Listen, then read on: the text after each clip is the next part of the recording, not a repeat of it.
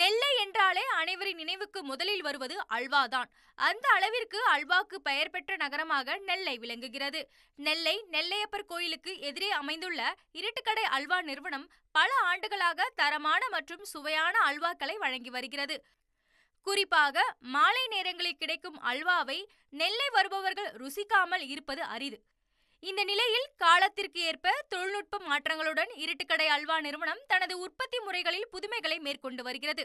அதிநவீன பேக்கிங் முறைகளில் புதிய வடிவங்களில் அல்வா விற்பனை செய்யப்படுவதுடன் வெளிநாடுகளுக்கும் அல்வா ஏற்றுமதி செய்யப்பட்டு வருகிறது.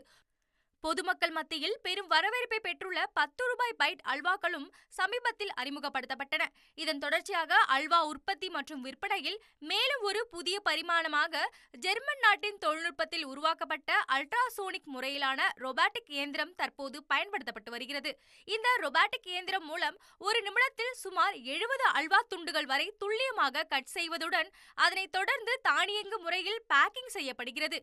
இருட்டுக்கடை அல்வா நிறுவனத்தின் நிறுவனர் கிருஷ்ணா சிங் அவர்களை நினைவு கூறும் வகையில் புதிய பரிணாமத்தில் பயன்படுத்தப்பட்டு வரும் ரொபாட்டிக் இயந்திரத்திற்கு கிரிஷ் என பெயரிடப்பட்டு பராமரிக்கப்பட்டு வருகிறது.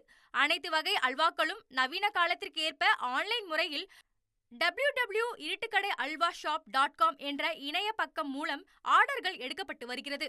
தமிழகத்தில் அல்வா கட்டிங் மற்றும் பேக்கிங் பணிகளில் ரொபாட்டிக் தொழில்நுட்பம் பயன்படுத்தப்படுவது இதுவே முதல் முறை என இருட்டுக்கடை அல்வா நிறுவனத்தின் தற்போதைய உரிமையாளர் கவிதா சிங் தெரிவித்துள்ளார்.